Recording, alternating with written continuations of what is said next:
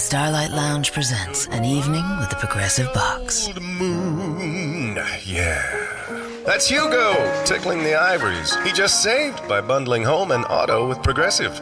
Gonna finally buy a ring for that gal of yours, Hugo? Send her my condolences. Hi-oh! This next one's for you two. There's a burglar in my heart. Thank you. Progressive Casualty Insurance Company and Affiliates. Discounts not available in all states or situations. Welcome to Life Transformation Radio. This show is all about life transformations and our journey from where we were to why we are doing what we are doing today. We will discuss the hiccups, the roller coasters, and the blood, sweat, and tears that has been poured out while discovering our purpose. It is all about our transformations. Here is your host, Sean Douglas. Welcome, my friends, to another episode of Life Transformation Radio. I am your host, Master Resilience Implementer, TEDx speaker, performance enhancement expert, and author, Sean Douglas. This show is currently heard in over 48 countries, such as the U.S., India, Canada, France, Australia, Panama. So I want to thank you to those who are currently listening from wherever you are. Life Transformation Radio is all about our transformations. Here, we tell the stories of why we're doing what we're doing. We highlight the transformational moment that's changed our lives and how we use these to help transform others and elevate their lives as well. Now, you can listen to us every Wednesday and on the first and third Fridays at 5:30 p.m. Eastern Time. You can also listen to us on a Tuesday or Thursday as we hold special pop-up episodes to highlight book launches, product launches, events.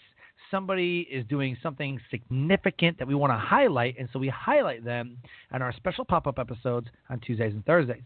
You can join our Facebook community, Life Transformation Radio Community. Subscribe to the show, and I ask you that you rate and review on iTunes or on Stitcher, wherever you're comfortable listening. You can subscribe, and you can rate and review and tell us how we're doing and if we need to improve or if we're just doing a hot job.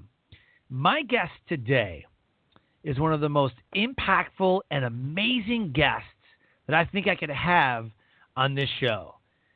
On the show, we have these guests that are impacting lives all around them, and this guy does it in a very significant way.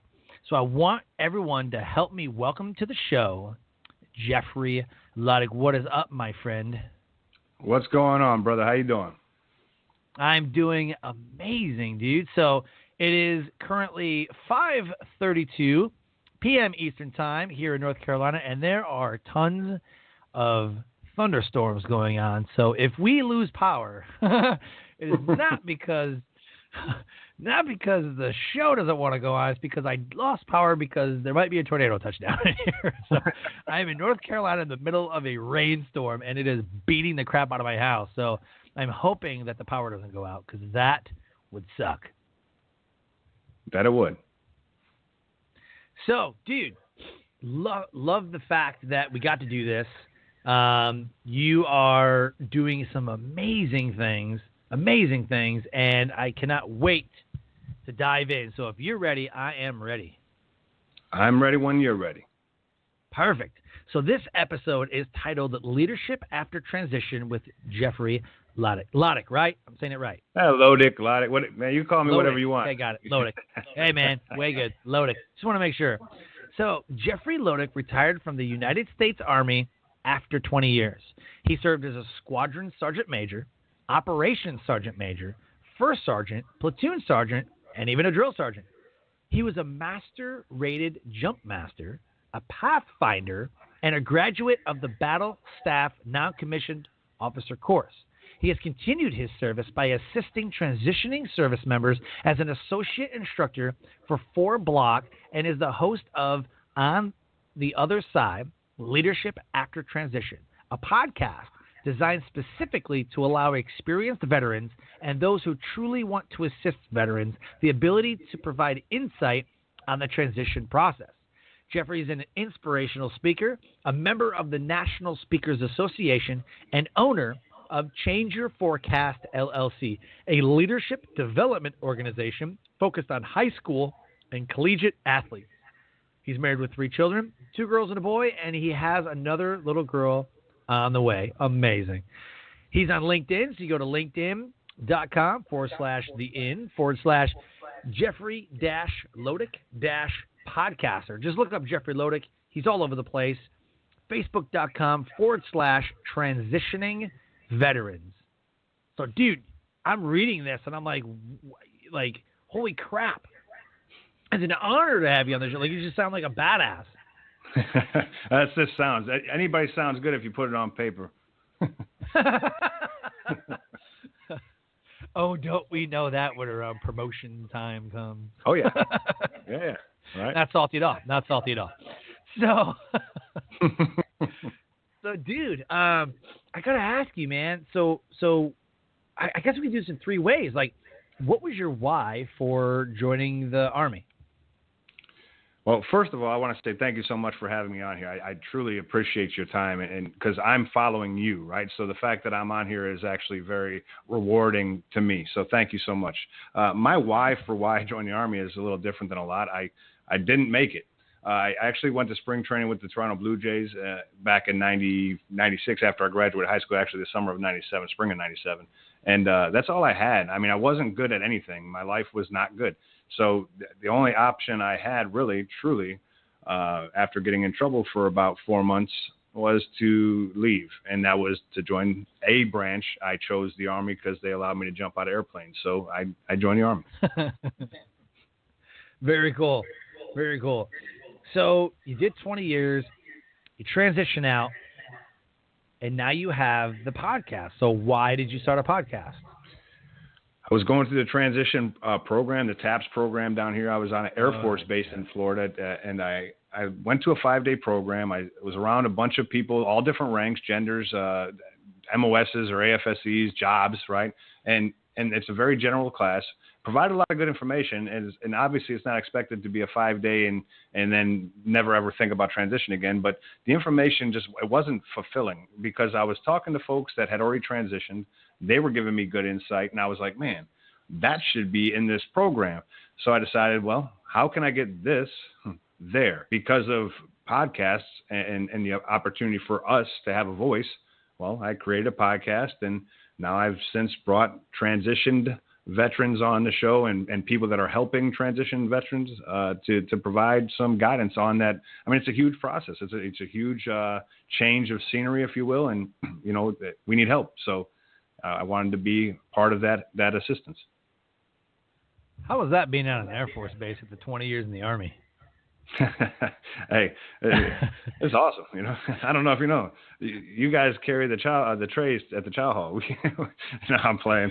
In the Army, you had to carry your own trays. You go to the Air Force base, and they have people that do it for you. You just leave it on the table. You know, it's nice. Out of anything you could have said, you made fun of the chow hall. It was great. It was great. Out of anything you could have chosen, you choose the that's chow hall. That's where you get the pulse of the people, the soldiers, the airmen, the Marines. You know, you get them by being where they're at. You know.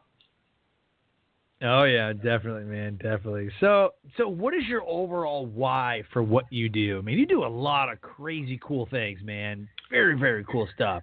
What is your overall why? Why do you wake up in the morning? Why do you do what you do? Because I didn't do it by myself. I would never tell somebody that I was the stellar performer before the Army. I would never tell someone I was the stellar performer while I was in the Army. I would tell people that throughout my life, throughout my career, I was only as good as the people around me, and whether that was the ones that were pulling me up because they were reaching out a hand to bring me to them, or the ones that were working for me that were actually pushing me up and saying, hey, you need to be up there.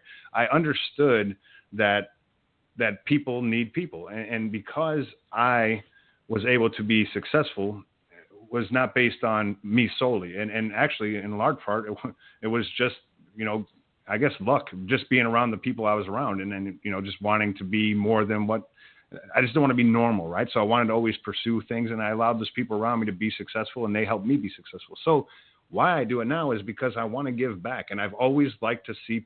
You ever see the look in someone's eyes when they get it? No matter what it is, when they get it, that look is something that you can't put a dollar amount on. You can't. There's no judge of that. I mean, there's nothing that says that this is how much this is worth. So for me, I can't get enough of it, and I love when I see someone just get it, and that's why I do it. I want to see people be successful, and I want to be the help. I want to be the one that's helping them to get there. Boom, nailed it. So #boom. Hashtag. We're throwing hashtags. That's so it. Let's talk about your transformational moment. The show is based on, transformational moments. Like Mothers Against Drunk Driving was formed because a drunk driver killed her daughter. Make-A-Wish Foundation was because Frank Shankowitz met this young kid whose dream was to become a police officer, a motorcycle cop. And, before the young boy passed, they made it happen for him, right? They got him the uniform and all that. So what was your transformational moment that brought you to what you're doing today? I would tell you it's probably a culmination of many moments, but I think that it really comes back to probably about 2005. Around that time, I was a drill sergeant at the time, and that was probably the first time in my life. You have a lot of authority, and you can tell people what to do, and they're going to do it because they have to. But that was probably the first time in my life that I truly saw it. I saw the value in me. I saw what I was able to do to these young men and women that were trying to make a difference in their life, because we all have stories. Every single one of us has a story. It's just a matter of who's telling it, because some people just don't know how to tell stories, right? So I'm watching these young men and women, and I'm thinking to myself, they're relying on me to help them, right? And I wasn't too certain that I was cut out for that, but the Army had made me do it. And so I was like, okay. So while I was there, I just found some good mentors that helped me along the way to be a better leader, to be a better instructor, to be a better, coach and mentor to these young men and women. And when I saw them have that look, that same look I was just explaining moments ago, that they got it. It stuck with me. It stuck with me from that moment on. And I'm telling you, I have not changed a bit since then. I mean, I wasn't the yeller. I wasn't always yelling. That was a role. Sure. But the idea of having someone accomplish some of the most minuscule tasks in life and have that be so rewarding to them, and understand I was there, so I understood those small tasks being huge accomplishments at that time. I'll tell you that there's nothing, again, that you could pay me to not want to have that feeling again. So to be honest, it happened around 2005, and it's happened every day of my life since then. And I wake up specifically looking to change someone's forecast, if you will. What is the prediction of their life? What does society put on us as we go forward? Only you have the opportunity to control what that is. Although people like to tell you that you can't, or you shouldn't. Well, only you have that choice. Right. So if you learn can't enough, you won't. But if you learn that you can, or at least have someone put it in your mind that you can, well, you'd be surprised, right? Oh yeah. No, definitely, man.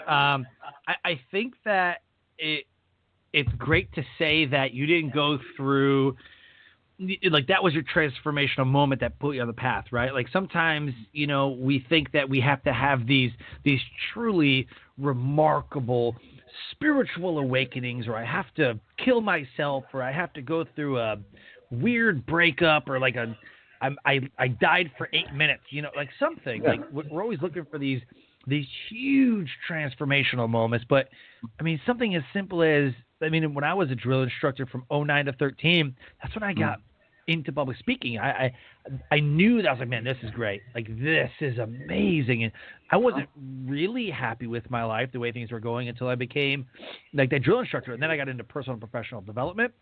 And then you start getting to, like, who's John Maxwell, and like, who's Mark Sanborn, and who's, Covey, and all these other guys, who's all these, Think and Grow Rich guys. Like, what is this? And so you have these books and things that you're exposed to. That can be a transformational moment. Like, it doesn't have to be some life or death experience. I really want the listeners to get that. Like, your transformational moment doesn't have to be some huge over-the-top bus crash. Just a spiritual awakening, just you going, you know what? It's time to pull my head out, and you make a decision. And that's what you did. You made the decision, said, this is what I'm going to do. And it's awesome. Yeah, I just like to add, Sean, that I don't want to, like I said, I don't think there was a specific moment, and it wasn't anything crazy or nothing, but I'll tell you, I was a confident, cocky young man, but my abilities is what I was not confident in. So I could, we can go to the mall and I could pick up girls and I could play and I could throw a ball really good and I can do those things. That was all well and good. But in life, the people that who was going to follow me, in order to be a leader, you must have followers. It's like it's a must, right? Otherwise, you're not leading anything or anybody. Right. But the thing was but the moment where I got that aha moment, where the why is because I actually I saw that I was good at it. Like my abilities were manifested right there. I saw that I could talk, I could inspire, I could show, and I could teach, and I could do those things where I'll tell you before that, you wouldn't have had that from me. I was always talkative, but what was I talking about and who was I talking to? But at that moment I realized, man, if I had the ability to talk to these folks or any people, I could truly inspire them to be better than what they think they can be, because I was better now than I thought I ever could be. And it was at that moment that I realized, man, I can do this. And that's pretty much the moment right there. I love it. I love the way that you explain it. It's like, it almost gives me the hope that, like, I can do that. Like, Mm-hmm. I can totally do that. Because sometimes we just believe that, like, oh, it's too much. Like, I was just on a call the other day, and they're like, oh, we can do this for you, and we can do this for you. And, it always sounds too good to be true, right? But, I mean, this is like a legitimate place. Like, if some weirdo called me and was like, I can do this, you're like, yeah, whatever, dude. But we're like, unless somebody like Bloomberg, let's say Bloomberg or like CNN or somebody like calls you and says, we're going to make this happen. You're like, oh my God, this is a reputable company. Oh my God, I could probably make this happen. Like, it starts to change a little bit. You know what I mean? Mm-hmm. And you start to be like, well, maybe I can. And then, like, I didn't believe I could do a TED Talk. I'm like, oh my God, I really want to, but it's fun to dream about that $1 million until you actually win the lottery, And I got accepted as a TED Talk. I was like, holy crap, this is going to be like a real thing. Like, I dreamed about it, obsessed about it. This is going to be a real thing. Holy crap. And then it becomes real. So that's just what reminded me, like, when you were talking about that, it's like you've given people hope, right? Mm-hmm. I mean, you've given people hope to say, hey man, you don't need to live this life. This is the way that you could do it. Change your forecast. Why high school and collegiate athletes, I wonder? Man, so it's really simple to me. Through the team concept of the military, and plus, you go back to I was an athlete, but you go back into the military. I believe the military is probably the biggest team that exists, and team building is probably more difficult in. Team building in the military is more difficult than almost any other situation. And I said that because you don't get to choose who comes to your organization. You don't get to pick, like, it's not a first round draft choice. It's not, I mean, you have what you have. There's no cutting this guy, or you accept it and you're there for 2-3 years before you move on to the next thing. So you're forced to find out what the strengths and the weaknesses of your people, right? So in the high school and collegiate level for athletes, and it's not just athletes, it's coaches to teach the athletes, right?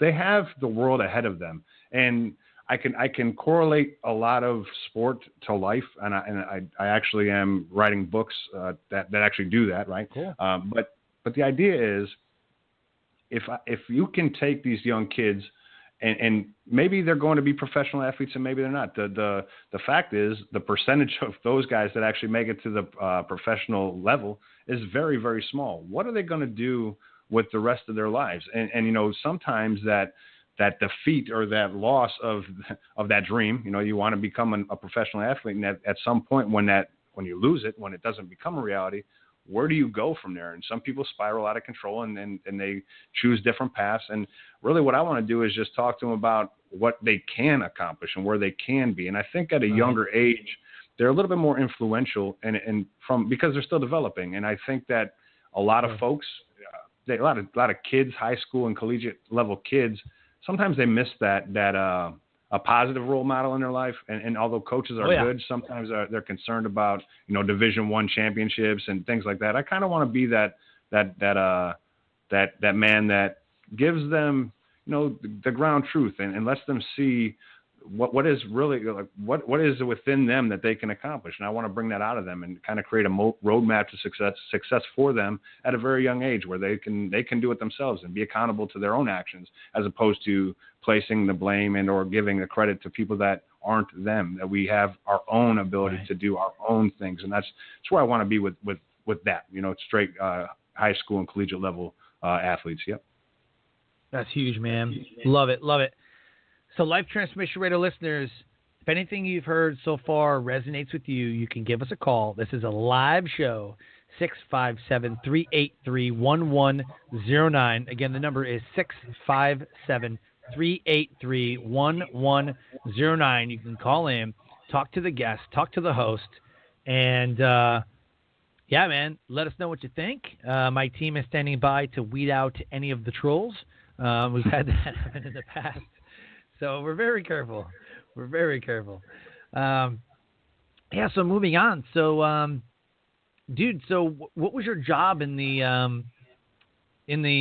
Army for the last, for however long, 20 years?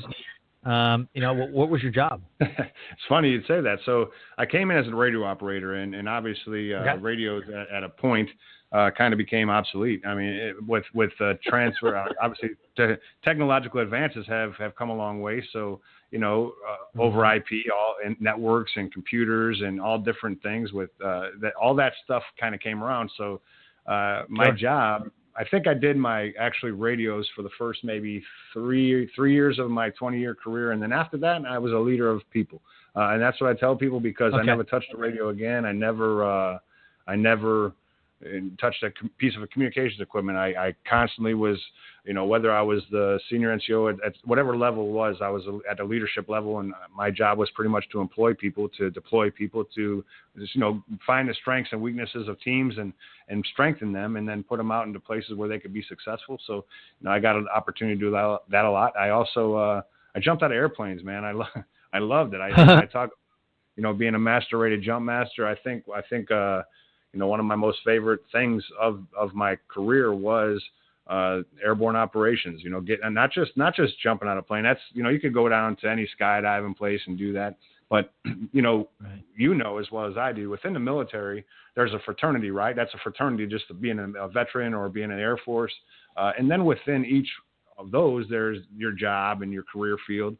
But the airborne community is even smaller, right? So, we have airmen, we have Marines and sailors, as well as soldiers that are airborne qualified folks. And, you get into the airborne operations, and it's a whole presentation. It's long, it's drawn out, but it's really a great time. There's a lot of camaraderie in there, and just the operation, the skills that they possess. If you watch Jumpmasters, they're very, very just oriented on specific tasks, making sure that this is specifically working and not broke, because we want to make sure people are living. It's like they always say, it's never an exercise. An airborne operation is always real, because the fact that people can die on each operation is just that. It's real. So we get to interact with the Air Force, with the Loadmasters. I mean, it's just a way for us to, just to be in a group of our own, I guess. And for me, that was one of my most cherished times in the military, was every airborne operation. I actually finished on December 9th of 2014. I jumped out my 100th jump, so they called it a Centurion Jumpmaster, but it was my 100th jump because on December 10th I had my knee replaced. So maybe it's not the best, but I never hurt myself jumping out of airplanes. I always hurt myself pretending I was still going to be a professional athlete by playing intramural sports, which never ended up good for me. Oh, perfect. Centurion jump. Got it. All right. And I think it's just funny that you had surgery like the next day, and it had nothing to do with the jumps. No, I scheduled it that way. As a matter of fact, my birthday was November 21st, and we were supposed to jump on the 20th, but the weather was bad, so they canceled the jump. So I called and pushed my surgery to I looked at the schedule for our next jump. I pushed it to the 10th, which was the next surgery, and our jump was on the 9th. So I didn't want to end at 99. I just didn't think that would be. I wouldn't want to say. Right. All I had to do was one more jump. You know what I mean? So. Right. Yeah, definitely. Yeah, I get it. So I want to talk about what you do now. Like, what is it? So you're out of the military. How long have you been out? When did you retire? So I retired April 28th of last year down here in Tampa, Florida at Steinbrenner Field. So I've been out for about a year. You know, and I've just been doing stuff, you know, stuff that constantly has me moving in the direction. Yeah, stuff. I love it. He's like, I just been doing stuff. Well, you know, you ask my wife, and she's like, "What are you doing?" Like, so I seldom, and I come home. I mean, I do come home, but I wanted to get out there. You know, networking was a big deal to me as I wanted to get out there to be a professional speaker. It was a big deal. So I wanted to get out and learn and meet people, but I was networking wrong. I was just shaking hands and, you know, taking a card. I was giving a card and all that stuff. And I was learning networking because it was miserable initially, because what's a card? You know, I mean, actually having some type of physical connection, which is nice to have a card, but what's the follow-up and who is it that you're really meeting and why are you meeting them? And, you know, so as I was doing a networking thing, it was getting frustrating, but I learned how to network, and that's what I've really been doing. I mean, I stay with my podcast. I still do that, and we can talk about that whenever you'd like, but do the podcast. I got the Change Your Forecast that I'm working on that, and that's building, you know, slowly but surely, but I'm doing that. And, you know, I got a job, you know, in the meantime, because as you don't have an income, you know, you need to have something that'll allow you to do those other things. You know, some people will eat ramen noodles and sleep on other people's couches and stuff, which, you know, I find nothing wrong with that. But the idea for me is, well, I've, like you said in my bio, I'm married. I have 3 kids right now. I have 1 on the way. My mother and my mother-in-law both live with me. So I'm the sole provider at the house. And, you know, so I have to have an income that can support the home, which I do. And then it affords me the flexibility and the time to go pursue my dreams of making other people's dreams a reality, you know? Oh, yeah. Oh, no, I get it, man. There's nothing wrong with that at all. You know, I firmly believe that, like, you know, I'm still serving. You know, I got 3 years to go in the military, you know, and I'm building my 3rd business now. And in different areas of my life, you know, like in the beginning, you know, you're thrown to the wolves and you got about a couple years to kind of, you know, prove yourself or whatever. But you get to a spot where you're pretty comfortable with what I'm doing. Like I'm like we're not working like a whole lot. I mean, like 12, 14 hours a day, you know, at the job that I took, you know, when I started my first business, it was more like, you know, 10 hours. It wasn't like, you know, 14 like before. And then when I became a drill instructor, you know, I was off every Sunday. So on Sundays, I would go and do some things and started building another business. You know, like we were off on Sundays because it was time for the kids to, you know, go to church, you know. So, and now I'm in a position where, you know, I've got 3 years to go. You know, you're higher in rank, so you don't really have to, you know, you're not really there for those 14 hours, you know, like everybody else is. So it just made sense, you know, and I think that it speaks to you as a person that you're not just like you realize it's a necessary evil, but it's just a necessary evil because of what you're creating and what you want the most means more than just a 9 to 5. Like you don't want a 9 to 5. It's just I want this so bad that instead of you know sleeping on a friend's couch and eating ramen, I'm going to get a 9 to 5 job that I absolutely would freaking hate, but it's going to pay for my dreams. Love it. Oh yeah.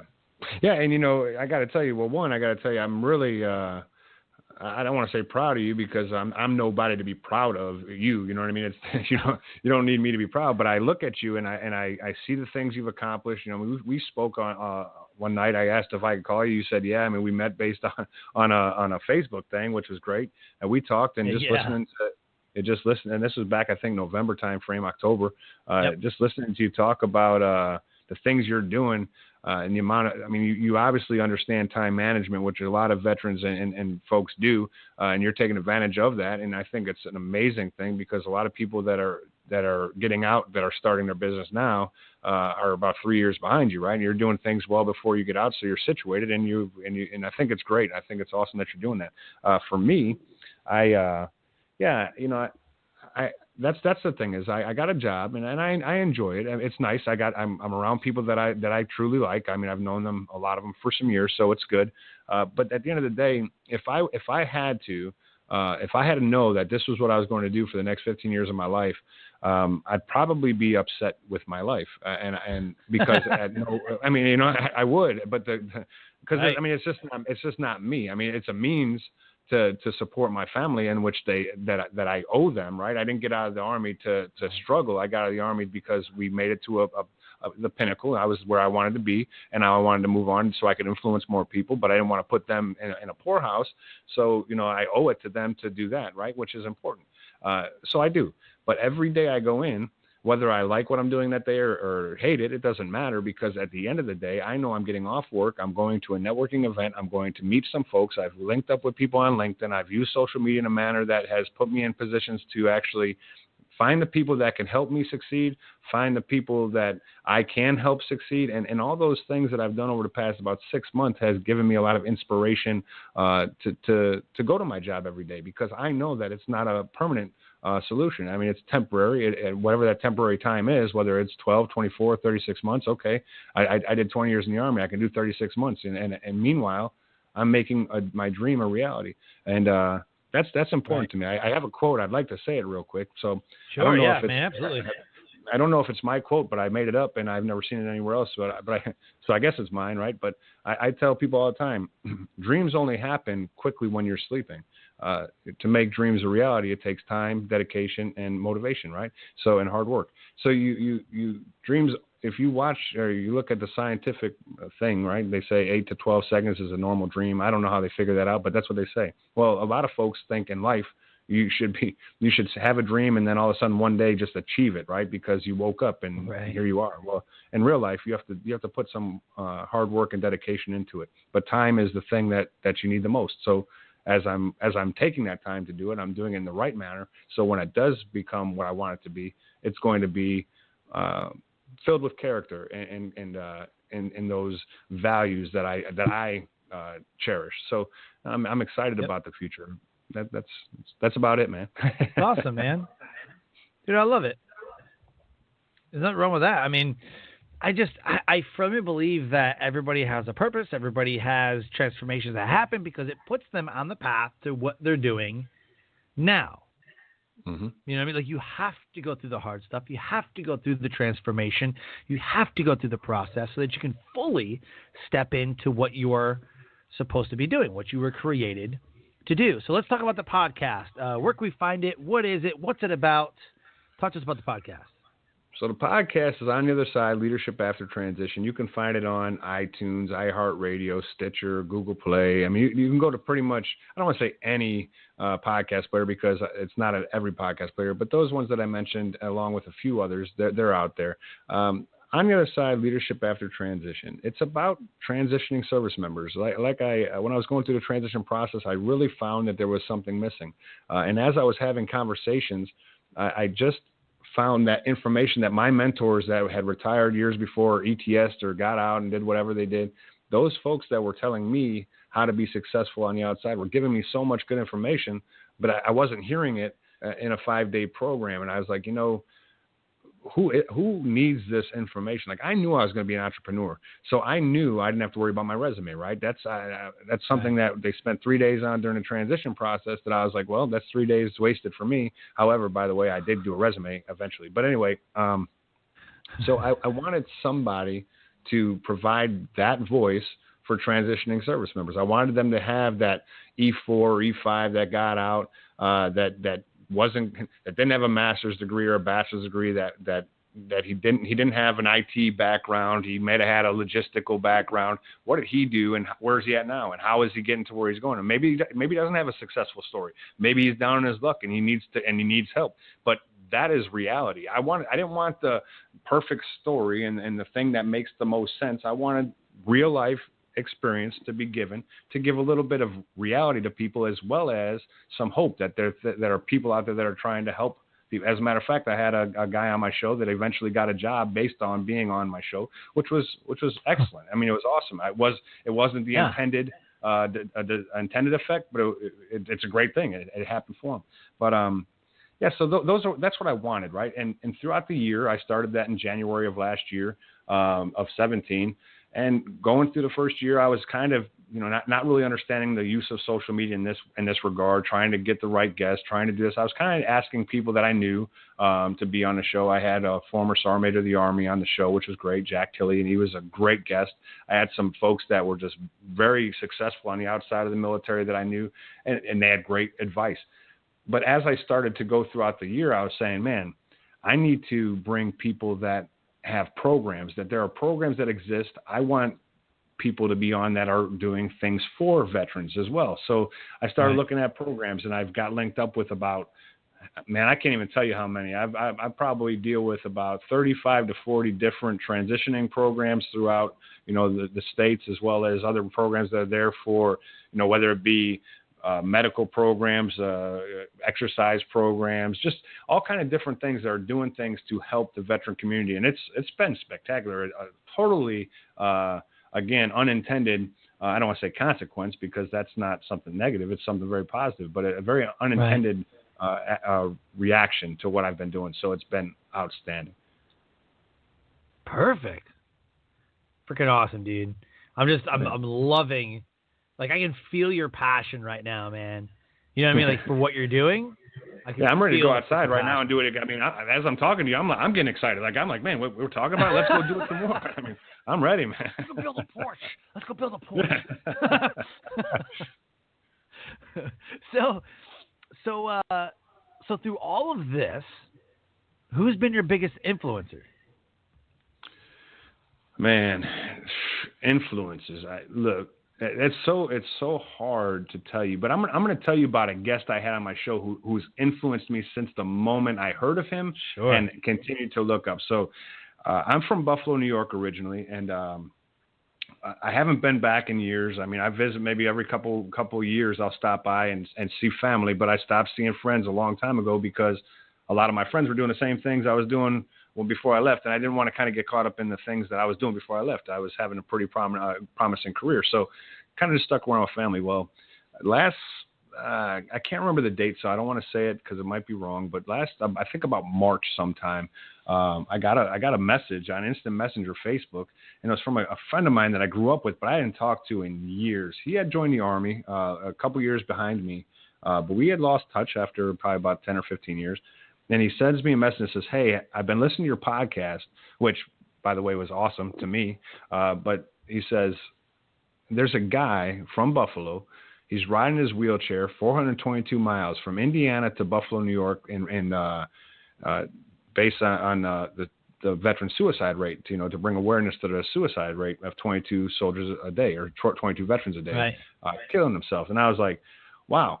He said, I really think you should reach out to him, and then you should have him on your show. He could talk to you about a lot of pretty cool things, and you can just kind of understand his story of what he's going through. And I said, all right. So I instantly went on Messenger, or I went on Facebook, looked at his story, went through it, and I said, wow, this guy it's inspirational just in itself. I mean, just the story, right? So I hit him up on Facebook Messenger. I said, hey, I'm so-and-so, and just really would like to have an opportunity to talk to you. Well, he replied to me. He was actually riding his wheelchair at the time, which was pretty cool. So he replied to me pretty much instantly, right? And he said, hey, I'd love to have a conversation. So we started talking back and forth over the next few days in regards to a good time to do an interview. And I said, you know what? When do you arrive in Buffalo? And he told me, and I said, well, what's the plan? So he's part of a group called Songwriting with Soldiers. If you have never heard of that organization, Sean, I'm telling you, look it up. No. It's a bunch of professional musicians, whether they're huge names or not. Mary Gaucher, who's a folk singer, she's actually about to win an award for the best album of the year. But there's a group of folks that go in there, go on a retreat with these veterans. They write songs with them. Some of the veterans sing, some of the veterans play instruments, or whatever the case would be, because they're trying to heal PTSD and things through music. And I'm going to tell you, you got to look it up. I can't stress that enough. Amazing program. But anyway, so I said, hey, how about I drive up to Buffalo?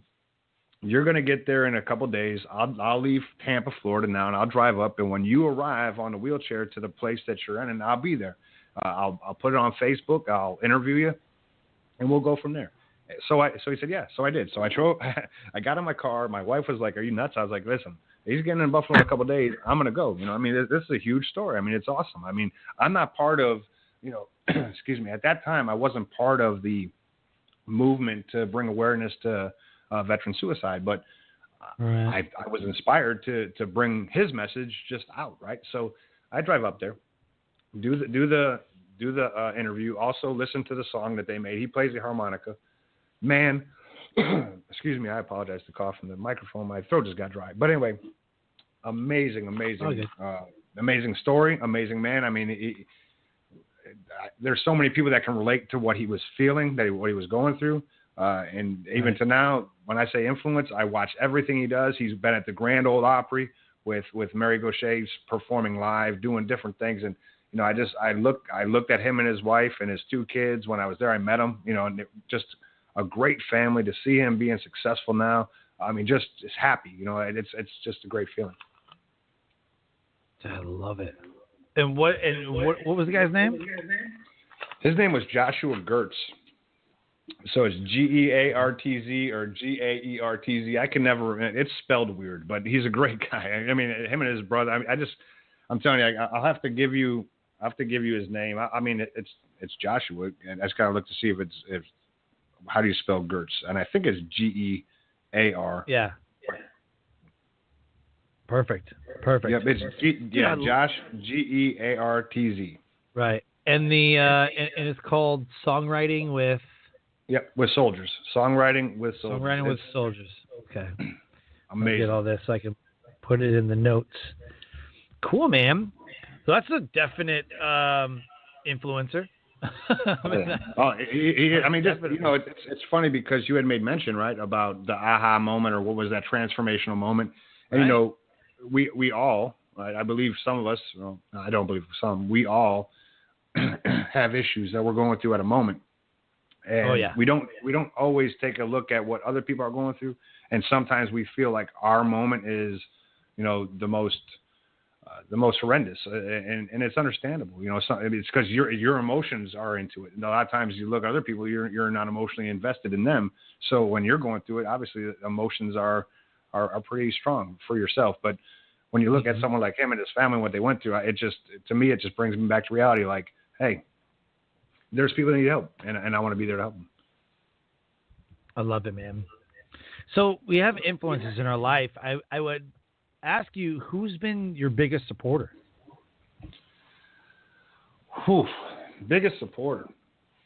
You know, my wife's very supportive, man. I mean, I got to tell you, my family, just in general, I mean, you got to meet me in real life. And I mean, I say that because when I say I'm going to do something, I do it. And whether people agree, you know, people call people haters and do all this stuff. I mean, I don't care. I don't care about any of that stuff. That's noise to me. I believe in positivity. I surround myself with positive people. So to be 100% honest with you, I could tell you because I live at my home. So my family is definitely my biggest supporting group ever. They allow me to do the things I want to do because they see my vision and they trust in my vision. But more importantly, all the people outside, not that all the people outside are more important than my family, but I mean the people in which I surround myself with on a day-to-day basis and just throughout the partnerships that I've developed over the past, 15 years, but more important, the last year, those people are just as supportive because, well, they watched me kind of blossom in the military. They've watched me say that I'm going to do this and accomplish that. So I've earned some credibility with them and trust with them. So in turn, they've trusted in me and they, pat me on the back and say, "Let's go. It's time to make moves." And they were right there with me. Yeah. No, man, I firmly believe that, man. Definitely. And so I'm wondering if you had to pick a resource that, like, transitioning veterans, because we talk about this all the time where, it's like, well, I don't want to get a job, but, I kind of want to do a business. We go back and forth on this all the time. So what do you think is probably one of the best resources or the resource that, like, if you're a transitioning veteran, this has to happen for you? Find this, do this, whatever it was. What is your advice to the transitioning veterans? Man, I have so much advice for transitioning veterans, but your show's not that long. So, hey, what I would tell you, there's so many programs that exist that are out there. The problem with a lot of programs is you have to find them. You have to take some onus and some accountability on your own self and say, listen, I'm going to take as much care with my after career as I did with my in career. You know what I mean? Like, you want to get promoted, so what do you do to get promoted? You have to take some action. You know, it can't be. It's not.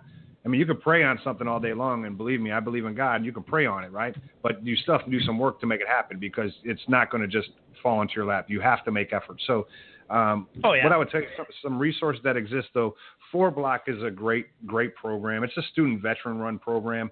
It's for student veterans. So you have to either be in school, graduated from school, and that's whether it's a 4-year degree, a master's degree, or higher level education. But it's a great program for people because it puts you in pretty much an interview every week with some corporation in which they're hosting it. So it's just great to get out there, because you learn those skills, the resume writing, the actual interview skills, and you're getting stuff by people that are in corporate America. So it's not just like me who never worked in corporate America trying to tell you how to do something that work that is based on corporate America standards. I'm not that guy, but I can put you in front of them, and they can tell you, hey, don't do that, or do this, and that's pretty much where you want to be, right? But that program exists. Veterati is huge.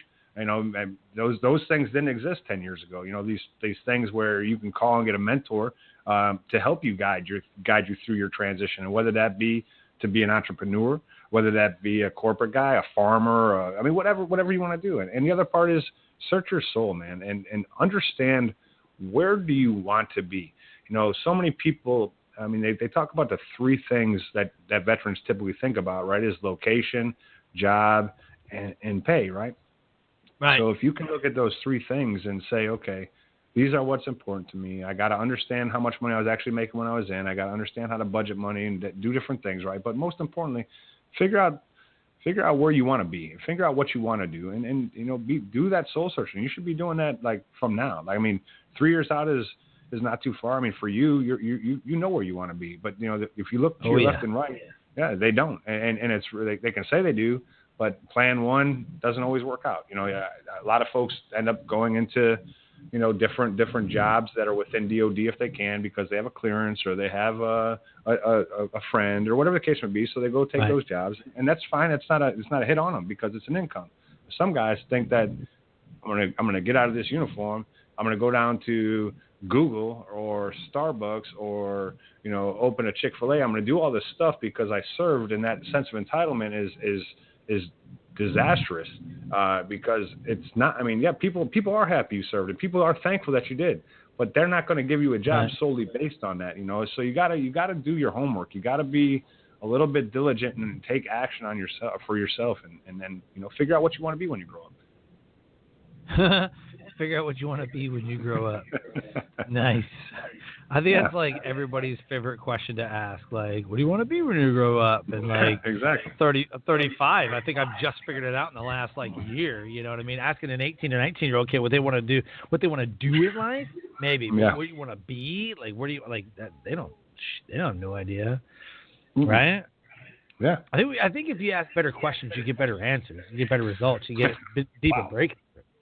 Wow, imagine that concept right there. That right there is, I mean, what question is going to garner the best answer? I mean, what is going to give me the most content? I mean, you can say, you know, hi.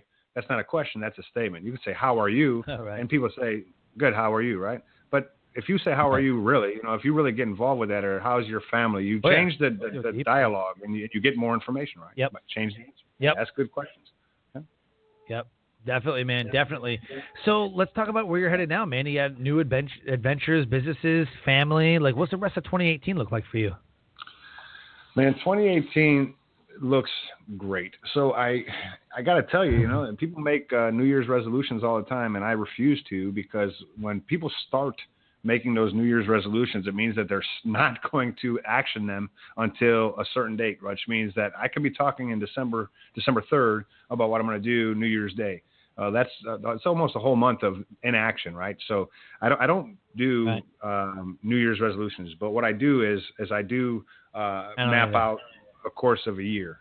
And where I'm at now is I'm lining up the podcast for great content, for great guests to be on, and just kind of, do a little bit more networking across the states. And, hopefully I'll reach beyond that at some point, but just do some networking within the states and putting some information out there on the business forecast, for the Change Your Forecast. That is a little bit different, a little bit more challenging, but again, it's based on a desire to establish an organization that is truly values-based, and I don't want to, at this point, I don't have to take anything. Like, I've had some offers to do some things with some, I don't want to say shady folks, because I don't want to put them out there like that to say that's what they are. Sure. I just don't think that I mesh with their value system, and the ability for me to say no to that, is a good feeling. I'm not on a couch with ramen noodles and needing to put a paycheck in my bank so my wife and kids can eat and all that good stuff. So the ability to say no is good, because I'm not waiting for the perfect clients, and I'm not waiting for the perfect storm, if you will, but I'm waiting for the people that I want to serve the way I want to serve them. And that's, I'm being patient. So I'll tell you, there's some good things on the horizon. I don't want to jinx some of them. Because there's a couple that I'm towards the final end, the very end of signing some contracts, and I'd love to, share that with you at some point here in the near future, hopefully about 2 to 3 weeks.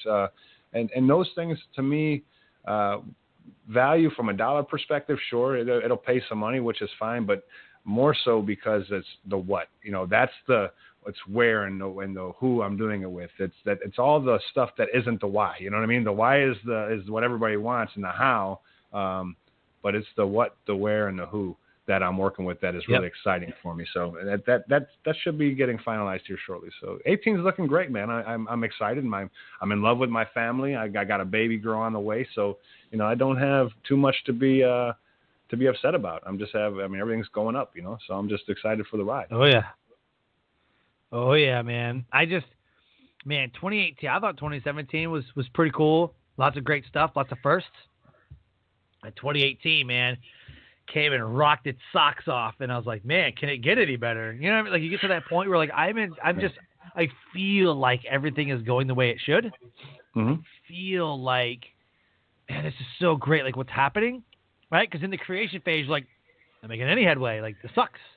I don't see any results, and then like 2-3 years later, you're like, holy crap, this is amazing. And all these connections and doors are opening, and it's great, but I'll tell you what, I believe that this or next year, 2019, it is going to be the best year ever. And I always say that, but 2018 into 2019, it's just going to be, I think it's going to be a great time, just because of the economy and the world that's being created right now. I just think we're in the greatest era in these next 2 years. I think we're in the greatest era.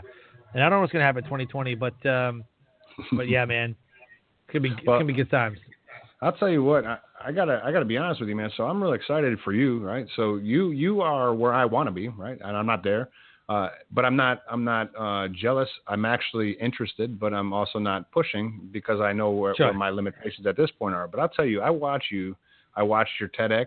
I thought that was absolutely amazing. I thought you did a great job. I loved it. I watched the video. I think I watched it probably about 4 times, shared it a bunch of times, and told a bunch of people about it. And just so you know, I know you and I have never physically met and shook hands, just via video we've talked. But when I shared it with him, I was like, man, I know this guy. He's famous, But I just think that your message was so genuine and so clear, and you did an outstanding job. So watching that was great. Looking at I know you just flew. I think you were out at Utah, maybe. It was Utah, right? Yeah. That you were just in? Yeah, it was in Utah. Yep, for a podcast event. That was awesome. Not too long ago, you were doing a speech, a resiliency speech. Where was that at?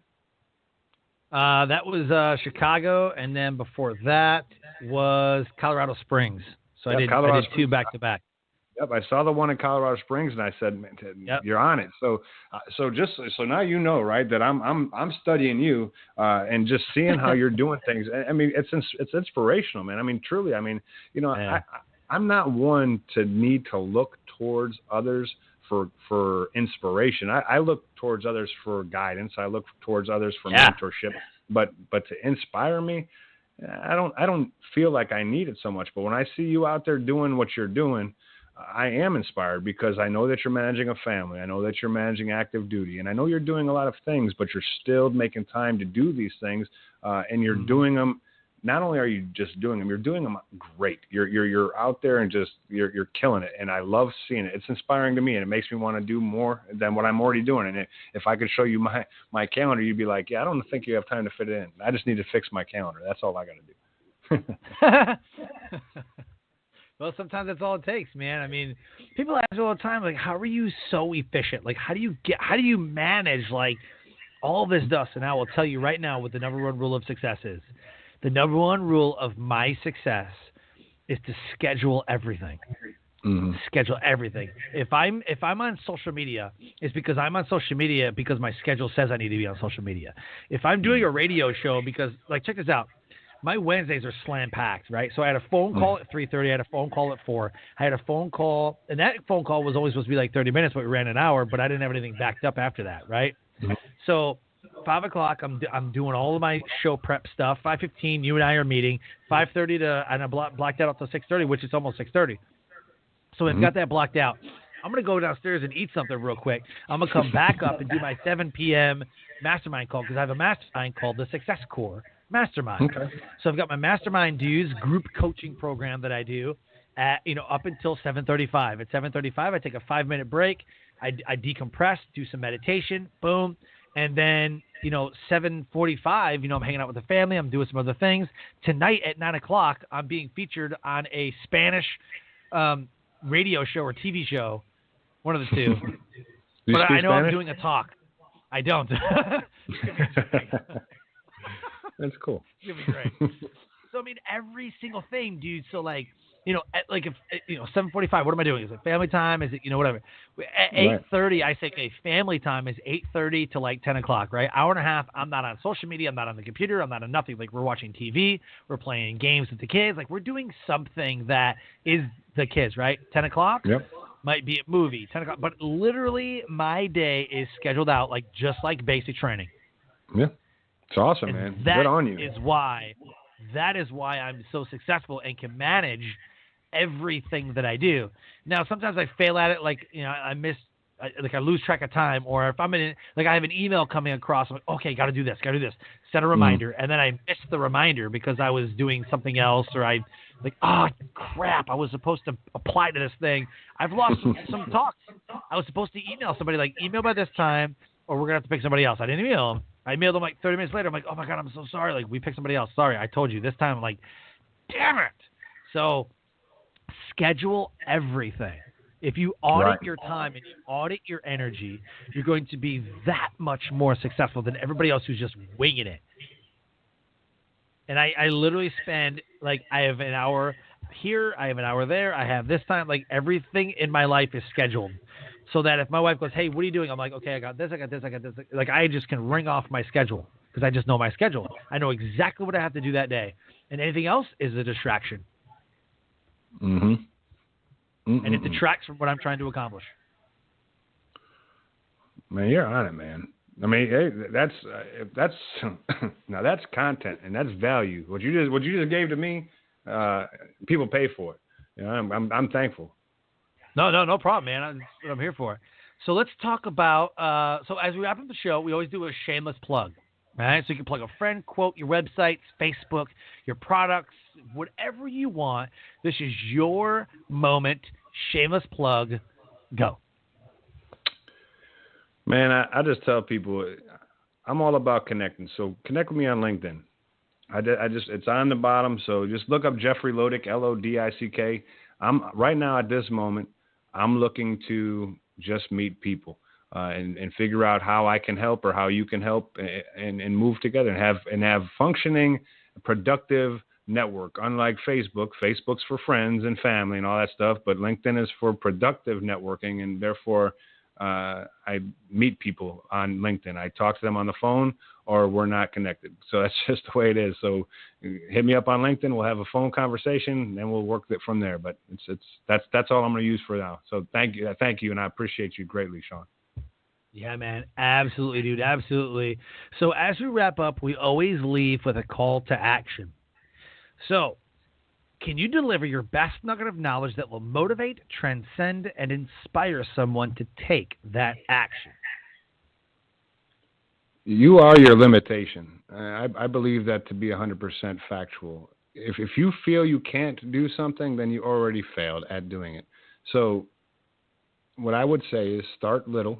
Don't go. You can't gain 250 pounds of muscle mass in 3 days at the gym, right? So if taking, you just can't do it. So take little steps. If it's challenging yourself to walk up and shake someone's hand, or just introduce yourself because you're an introvert, or whatever the case may be, do little things and take those little victories and watch them as they grow, because it's just taking a step in the right direction. You don't have to take it all. It's not about, winning the lottery. It's about, taking a step in the right direction. So that would be it. Just move out there and understand that you have value. You are valued.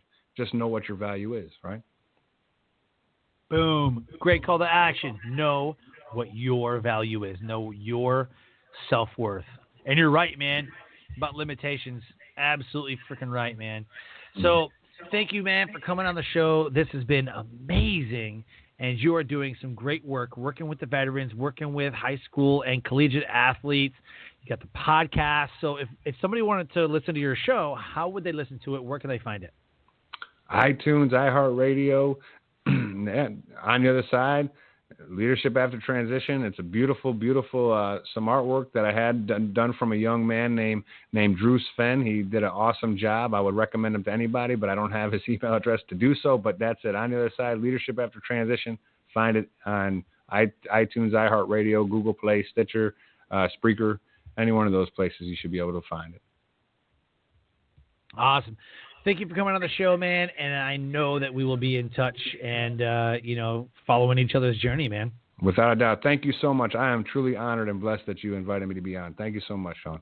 Absolutely. Life Transformation Radio listeners, another amazing guest, another impactful episode. If anything that Jeffrey Lodick has said to you today, find him on LinkedIn, find him on Facebook, get a hold of him, find the podcast, subscribe to On the Other Side, Leadership After Transition. If you know of military veteran or somebody who is currently serving, get them in touch with Jeffrey Lodick. If you have a high school or collegiate athlete, get them in touch with this guy. This is the guy to know. And if there's any speaking engagements, send them his way.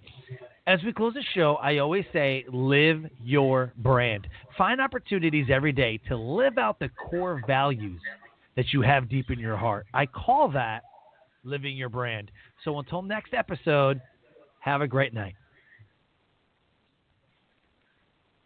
And now, an ad from Dad. All right, save money on car insurance when you bundle home and auto with Progressive. Can I take these off? All right. What is this? This looks good. Wow. That's well made. Where did you get this? I'm talking to you with the hair. Yeah, where did you get this? It's good stuff. That's solid. That's not veneer. That's solid stuff. Progressive can't save you from becoming your parents, but we can save you money when you bundle home and auto. Progressive Casualty Insurance Company, affiliates, and other insurers. Discounts not available in all states or situations. Skydiving. This is amazing. Yeah, but you know what else is amazing? An iPhone 6S for just $49 at Metro. Really? Imagine streaming all the way down with that amazing camera. I'm switching. That's smart. You know what else is smart? Parachutes. Woo! Switch to Metro and get an amazing iPhone 6S for only $49. Metro by T-Mobile. Phone offer requires port-in of number not currently active on T-Mobile network or active on Metro in past 90 days. See store for details and terms and conditions.